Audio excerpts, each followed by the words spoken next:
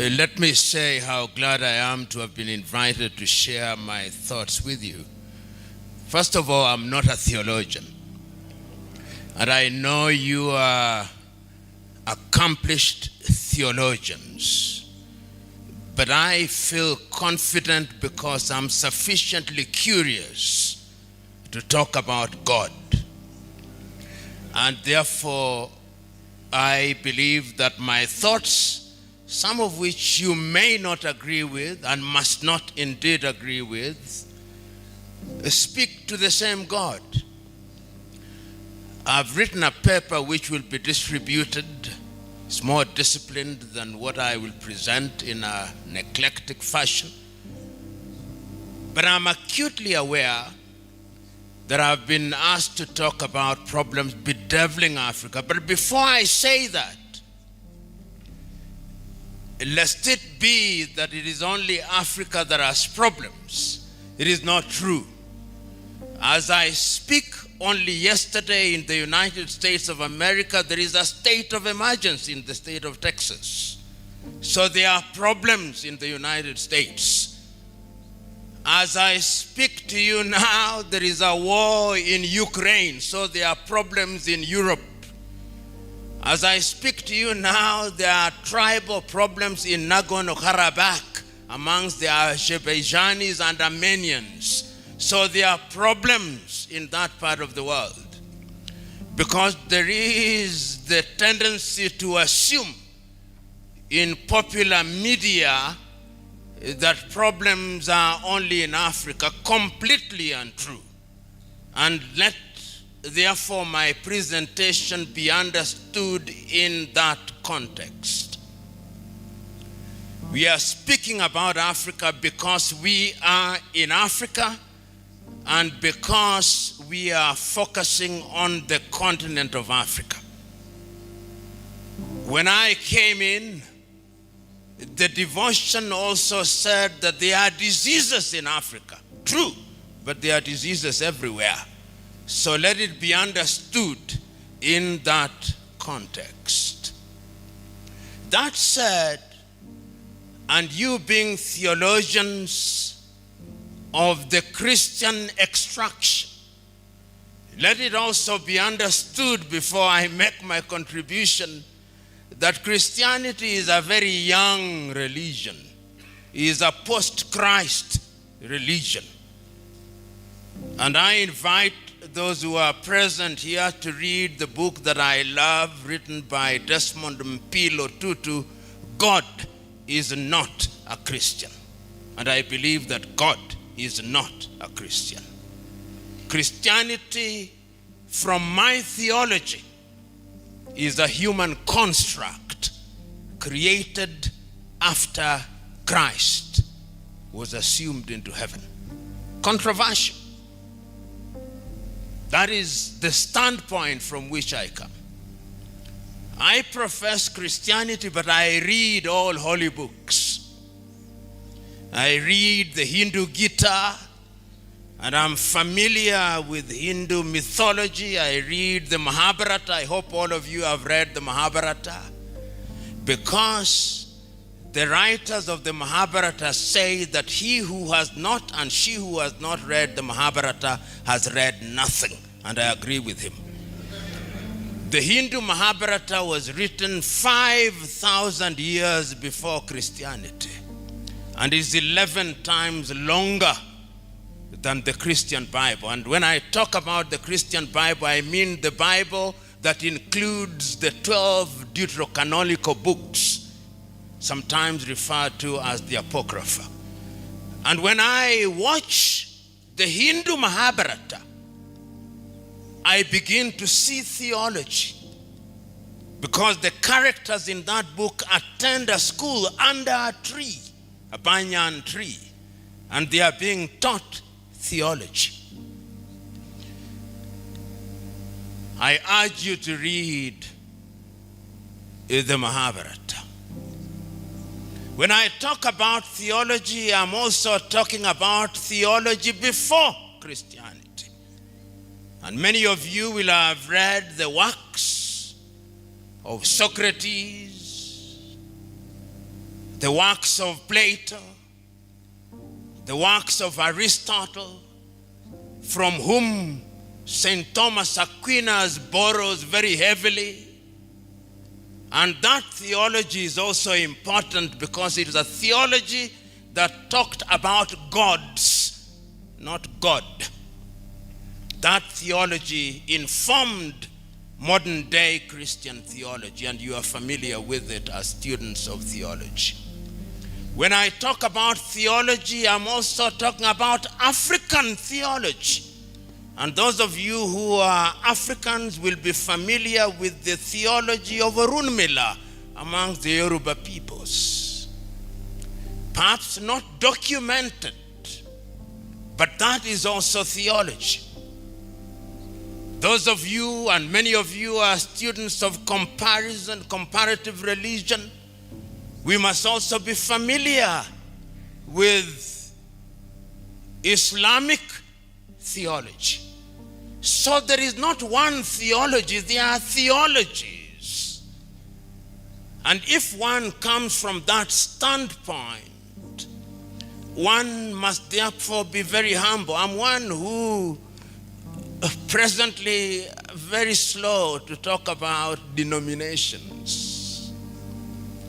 Catholic Church, Anglican Church, SDA Church, Methodist Church.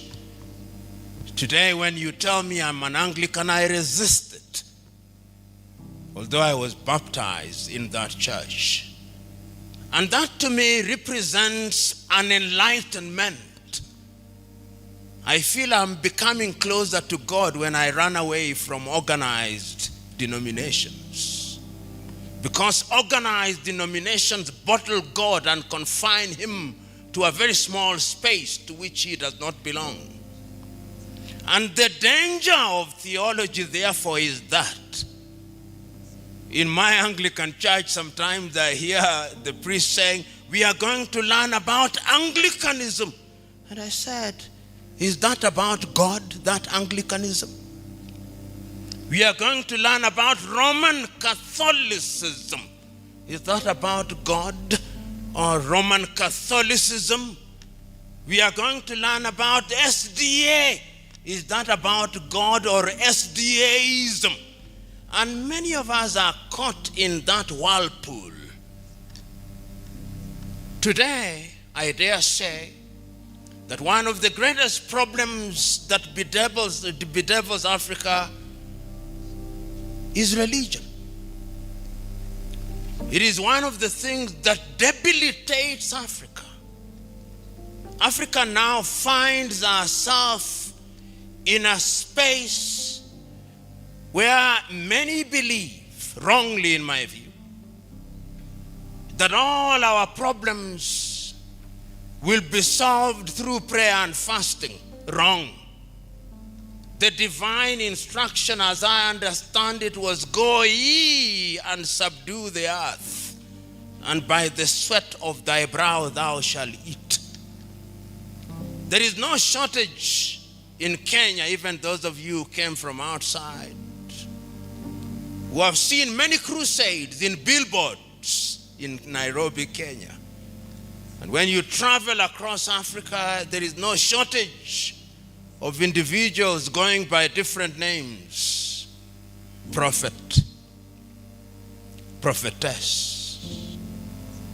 And yet those of you who are students of theology will be told that the age of prophethood ended, some say with John the Baptist, some say with Micah, but they are prophetess and prophets.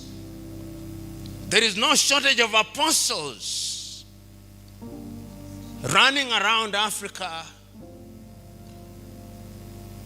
producing rabbits out of hats in the name of fake miracles. There is no shortage of them.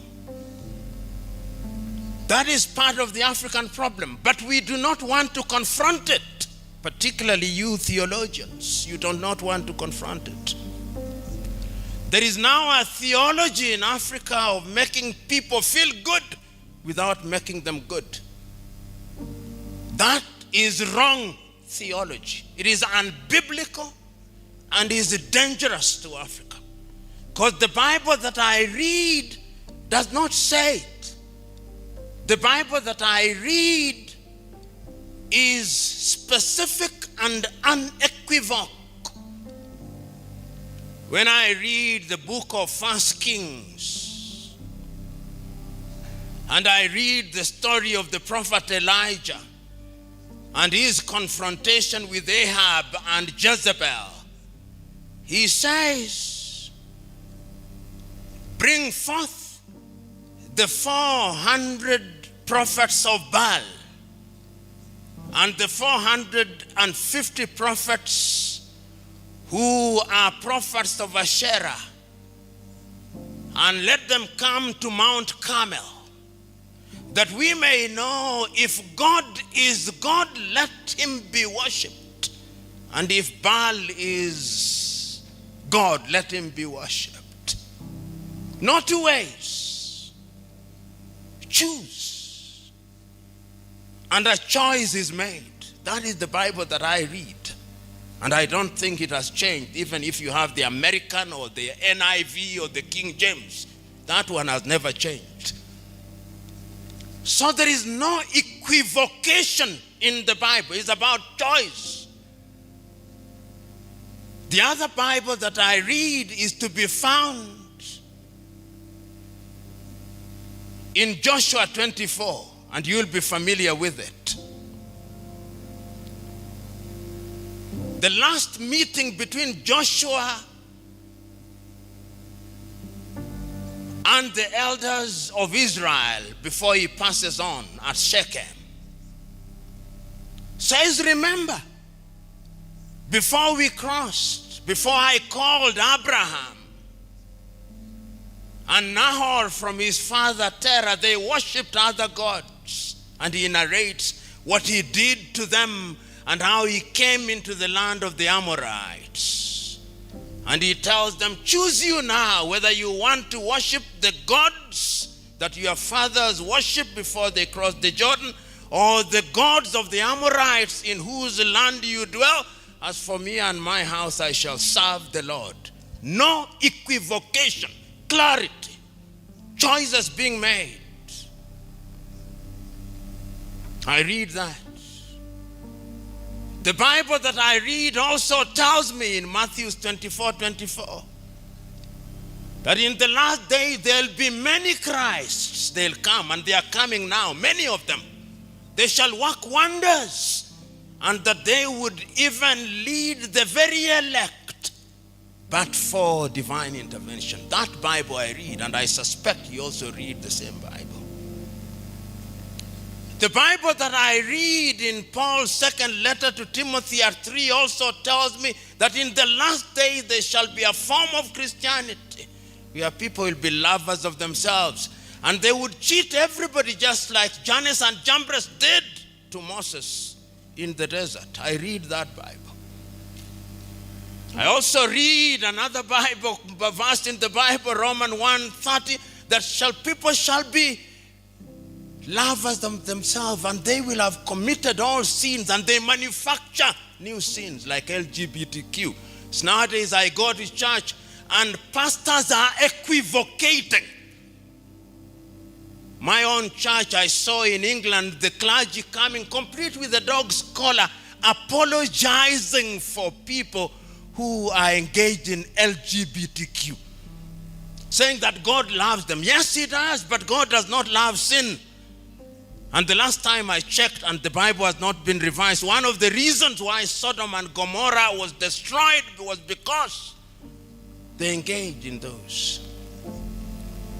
So, when you ask me to talk about the role of theology and the problems bedeviling Africa, I'm situating my presentation in those biblical verses, which are clear and unequivocal. Africa and Africans, like all peoples, face numerous problems, and human beings face numerous problems. We seldom forget, but we must never forget that this continent and our people were enslaved. We must never forget that. You must never forget that 18 million Africans were taken from the eastern part of Africa into the Arab world, and men were castrated. You must never forget that. Because the effect of it is with us today. We must never forget that over 12 million Africans were taken to the Caribbean, taken to Europe and America. We must never forget that. We must never forget that in Southern Africa, the apartheid regime was underwritten through verses from the Bible by the Dutch Reformed Church. You must never forget that. Upon a theology based in the Bible. Fact. We must never forget that the Roman Catholic Church was involved in slavery, and they have apologized for it. We must never forget that the Church of England was involved in slavery, and they have apologized for it, using the Bible. Theology. Slaves, obey your masters like you obey Christ. In the Bible. Not revised. You go and read it. There is a verse like that. So when we talk about theology and African problems, we must remember that the effects of slavery are alive and with us today. When slavery was gone, it is Christians again, William Wilberforce. And I can, through history, see him standing in the House of Commons saying that slavery should be abolished, but that Africans should not be freed even when slavery is abolished and slave trade.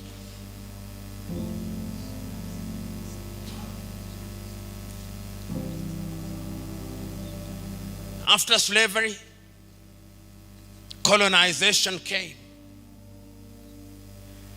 And as I speak to you, Europeans sat in Berlin in 1884 and 1885 and divided Africa into spheres of influence. Africa was a hunting ground, divided amongst the British, the Italians, the Dutch, the French, the Belgians, the Germans. And today we are in this assembly. I'm using English language which was imposed on us. And those of you who come from English-speaking countries, you referred to as Anglophone.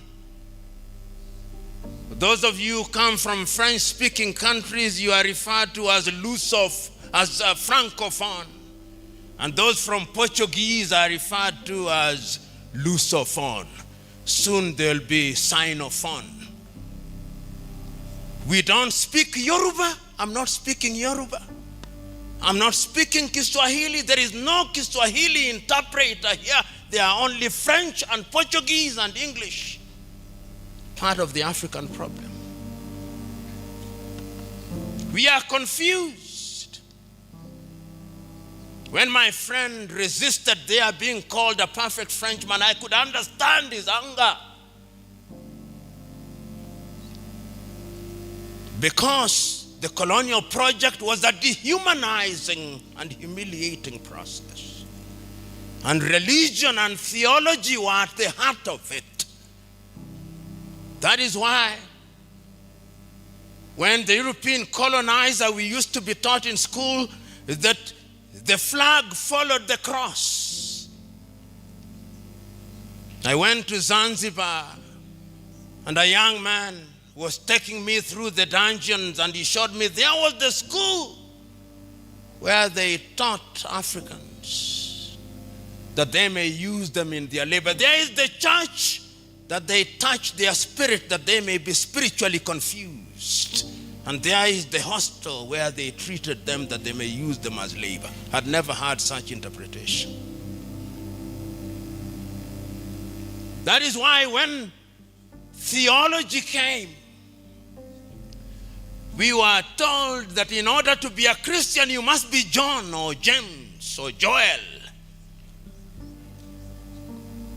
You cannot be Taiwo, no. That is not a Christian name. Christian name must be John, Joseph. Who said it? Whose theology is it? Who said that in order to be a Christian, you must be John? Who said it? That is jaundiced theology. That is racist theology. Because when you want to change a person, you give him your name. Those of you who have watched Roots will know this. Alex Haley's Roots. You capture Kunta Kinte, and in order to dehumanize him, you call him Toby. That is also theology. So, African problem is also colonization. So as we speak now, there are Nigerians here. There are Ghanaians here. There are Congolese, Democratic Republic of Congo, and then there is Congo, named after Ferdinand de Brazza, called Brazzaville. I look forward to the day they change Brazzaville's name. At least they changed Leopoldville into Kinshasa. This is the reality. This is part of the problem. The Democratic Republic of Congo will never know peace because of religion, Roman Catholicism, and colonization. These are the problems bedeviling Africa. And we never say it. King Leopold of the Belgians caused 13 million Congolese to be killed. Twice the number of the Jews that were killed by Adolf Hitler at Holocaust. But we have forgotten. We Africans have a short memory. But the Jews will never allow you to forget. Never, ever. But we Africans have forgotten. Part of the African problem is short memory, amnesia is part of our problem. And that is why we keep on repeating the same mistakes time and over. Colonization is part of the problem that affects Africa. Because after colonization ended, we have another thing called neo-colonization. And it is alive and well. That thing called neo-colonization is alive and well. And if you doubted whether it's alive and well, I want you to see what is happening in Guinea-Conakry. I want you to see what is happening in Niger. I want you to see what is happening in Burkina Faso. I want you to see what is happening in Chad. And I want you to see the arrogance of the French president when he says, my ambassador shall not leave, my bases shall not be removed. At least yesterday he capitulated. The neo-colonial project is alive and well. Did you hear the voice of the church throughout what is happening in Guinea-Bissau? No, the church is silent. The church is complicit. So when you talk about theology and what it can do, sometimes courtesy of theology, because you want to be good, you don't raise your voices. The last time I checked, John the Baptist's voice was alive and well in the wilderness. Where is the voice of the church amidst all this? Africa's problem is also neo-colonization. From slavery to colonization to neo-colonization, which is an ongoing project.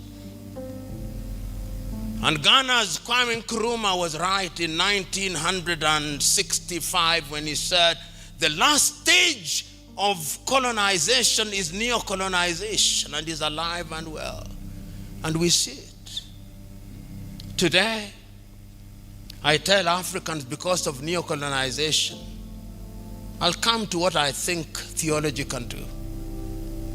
Today in Africa, here in Nairobi, Kenya, if you want to buy something from a supermarket, you go to Carrefour, which is French. You want to buy fuel, you go to Total Energies or Rubies, which is French. You want to have your pizza, which is made by Kentucky Fried Chicken, which is American, you have it carried by Glovo, which is Spanish. If you want to have security, you have it by G4S, which is British. If you want your home guarded, is guarded by KK, which is Gardewald from Quebec. If you want to have chicken, it's Kentucky Fried Chicken. If you want your airports managed, is Swissport from Switzerland. That is the state of Africa. Consuming what we do not produce and producing what we do not consume. Just look at it. That is it. And when you are in that state, you are a slave. When you are in that state, you are dehumanized. When you are in that state, you are not behaving as if you are made in the image of God. If you run across Africa, there is no shortage of organizations which are designed to debilitate Africans through NGOs, USAID. Right now they are busy dropping food in Sudan and Somalia. UK Aid, Danida, GIZ. There is no shortage of them, and Kwame was right again. The colonialist comes under different guises, but they kill your spirit to survive. So Africa is bedeviled by all these things. And until the scale falls from our eyes and the wax melts from our ears, we will not go anywhere. So what can you do amidst all these things? What can religion do? What can theological schools do? Can they do anything that is useful? Can they change people's lives? Can they empower people? The Bible can be disempowering, and the Bible can also be empowering. You know, several years ago, when my child was young and wanted to be baptized, I went for preparation. She had not attained the age of majority. She was 1. And my provost at the All Saints Cathedral asked me whether I believed in child baptism. I said I don't. It's not biblical. There is nowhere in the Bible where anybody was baptized as a child. And if it was biblical, Christ would have been baptized as a child. Then he said, why do you bring your child? I said, because I know you people. When my child comes here as an adult, you'll ask her, why were you not baptized? So she got baptized, but I said it has no biblical basis completely. This is man-made. Then they say, but they used to dedicate the children. I say that was Jewish tradition. Christianity has roots in Judaism, but it's not Judaism. So the Bible can be misinterpreted. Another time, I'm invited to speak to politicians here in Kenya. And when they have read, they say that all leadership comes from God. I said, no, it's not true. There's so many crooks in leadership in Africa and elsewhere, they could not possibly be coming from God. Then they say, but it's biblical. I said, the book of Romans was written by Paul in the year 1577 to 1508 AD, 57 AD, 58, when he was going to Rome on trial. And some of the things are not inspired. They were informed by the politics of the day. He was softening the rulers in Rome, but it did not help him. When he arrived there, he was arrested, detained, and he was executed.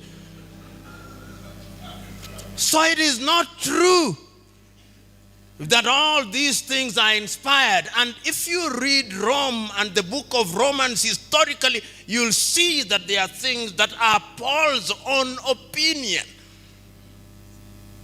And you who are theologians may debate about it. I'm giving you these because I'm now coming to the theology of it.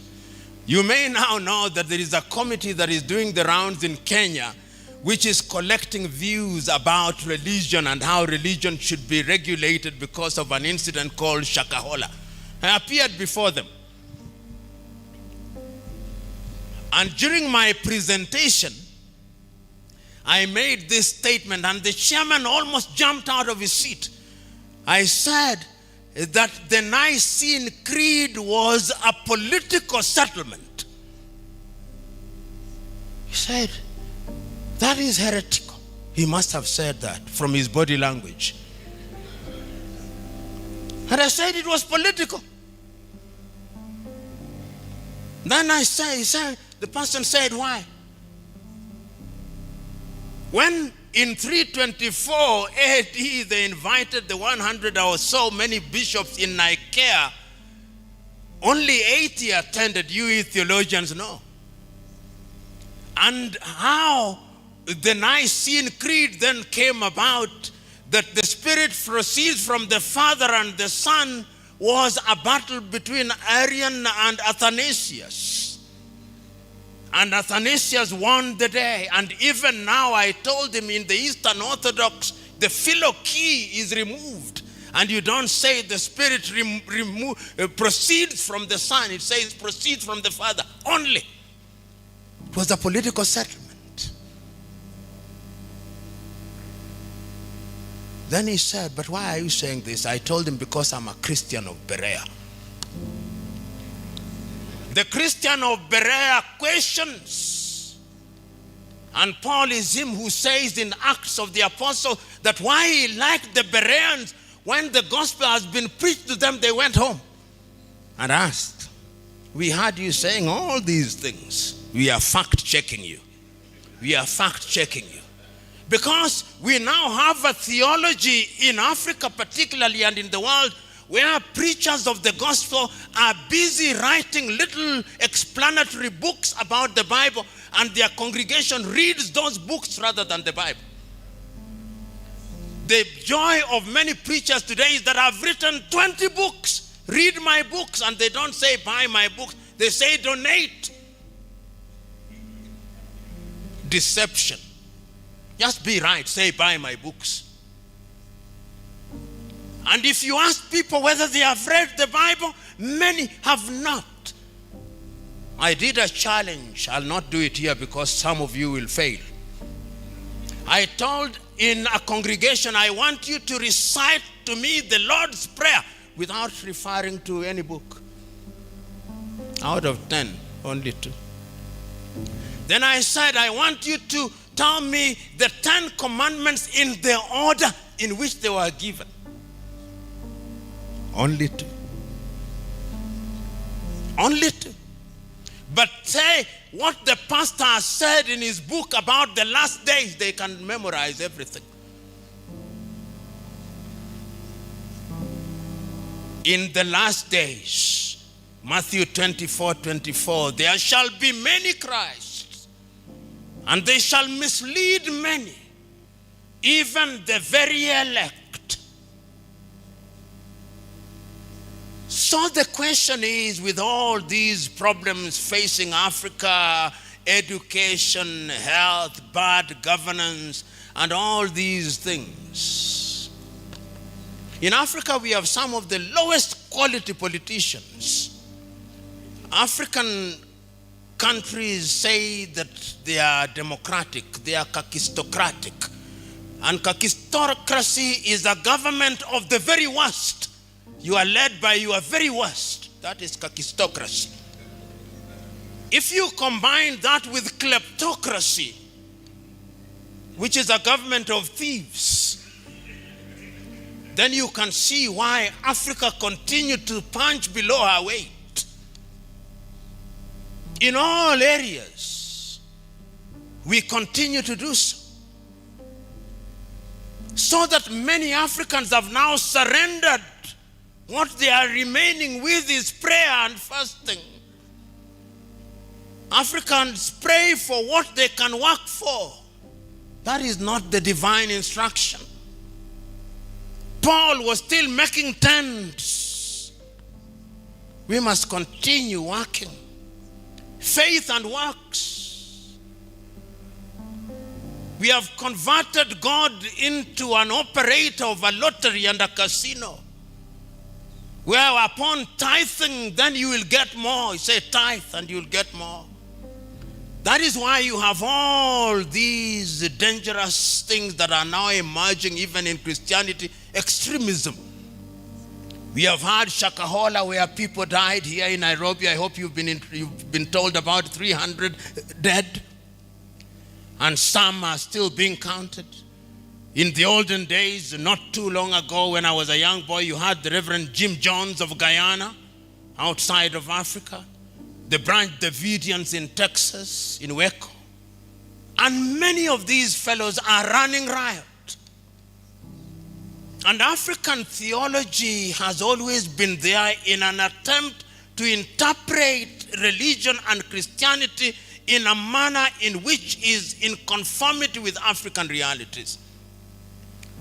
We had the African independent churches here before independence. They are still there.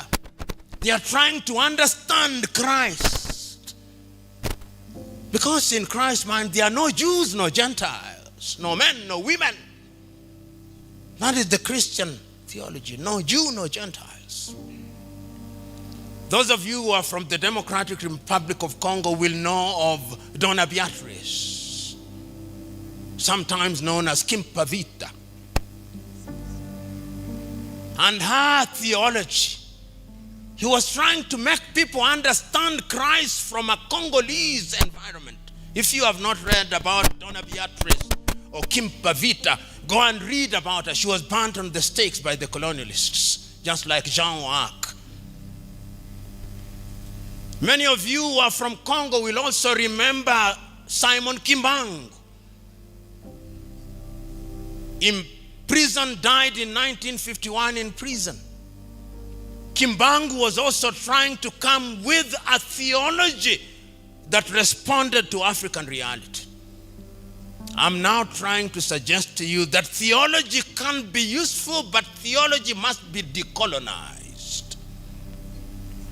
If we don't decolonize theology, then we will continue to believe that the theology handed down to us is what is going to solve our problems. And permit me to be a little bit unsettling. You know, when you look at the Anglican Church, I understand how it was created. King Henry VIII wanted to annul his marriage with Catherine of Aragon in order to marry Anne Boleyn and establish the Church of England. And for it, St. Thomas More was executed.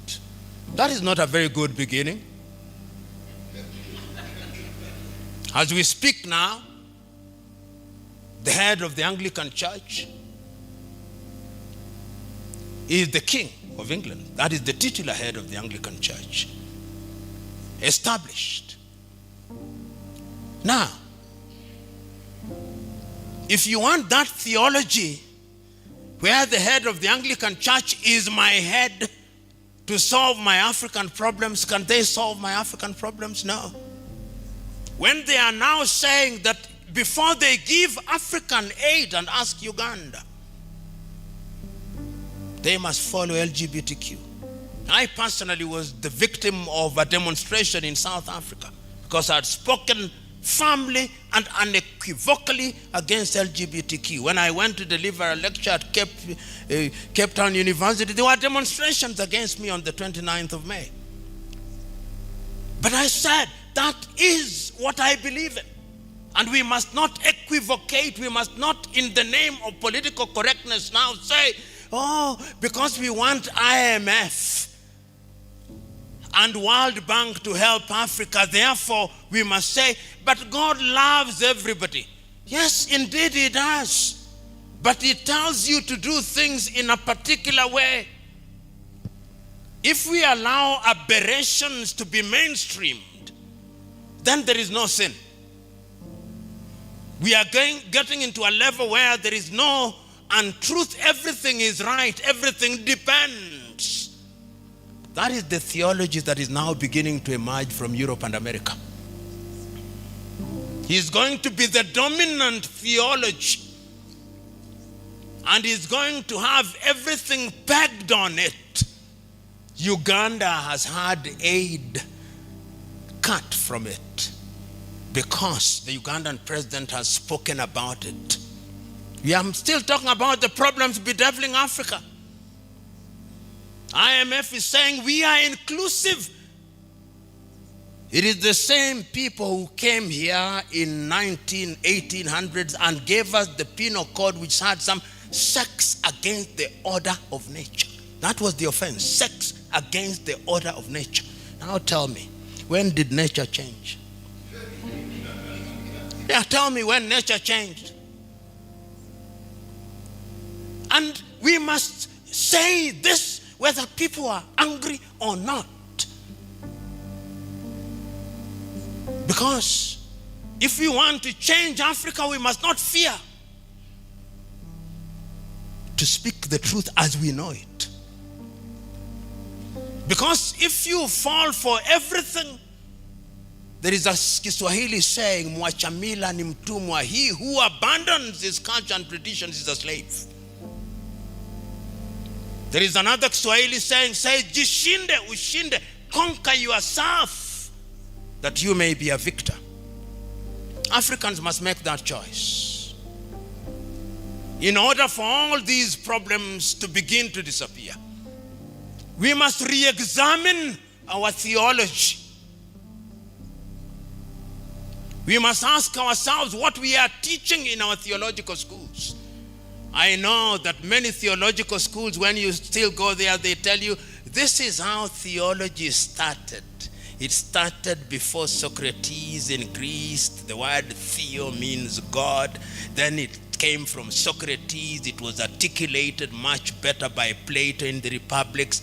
Then it was articulated much better by Aristotle. Then it came to St. Thomas Aquinas. Then it came to Ambrose of Milan. Then it came to Augustine of Hippo. They'll tell you all that. No African. It's all Eurocentric. When you tell them there was a Runmila in Ile-Ife, they tell you that was a witch doctor, not a theologian. And you and me, whose education is Western founded, believe it, because that is your factory setting. So you must unlearn some of these things in theology. You must question. When you go to your theological, St. Paul's Theological College, United Theological College, who are the prime writers? The book that you say, this is the Locus Classicus, that must be read by all theologians, all Eurocentric, all. How many theologians here are writing books? How many of you here have done a study on Simon Kimbangu? How many of you here have done a study on Donna Beatrice? Zero. You argue that Donna Beatrice was misled by the devil. You argue that Kimba Vita was misled by the devil. Who told you? Education. Miseducation of the Negro, Carter G. Woodson, 1933 in the United States. So, brethren, as I conclude, the time is now for theological schools to be the salt in the society, to be the light. Otherwise, you are just but an ivory tower who is separated from the congregation by the pulpit. Sometimes when you are in the pulpit, do you ever imagine how distant you are from your congregation? That the pulpit actually isolates you. Do you ever think that when you wear the garbs, they separate you? And that is Pharisaic? Do you ever imagine, and I'm saying this noting that some of you are wearing the dog's collar, that the dog's collar, if you are not careful, separates you from the congregation? If you are not conscious of these things, then there is a problem. Because the theology that comes must be based in the Bible. Who amongst you is the greatest? He who is last shall be first. Is theology about the bread? You'll ask me many questions, and I'll answer them to the best of my ability. But I want to conclude with this particular one. Why do you think that Christ fed the 5,000? Christ must have realized that when your body is not nourished, the soul cannot receive information. That is my interpretation. So the body must be fed so that the soul is ready to receive. The theology in which you are engaged must do that. If it does not do that, then it is sterile theology. Thank you very much.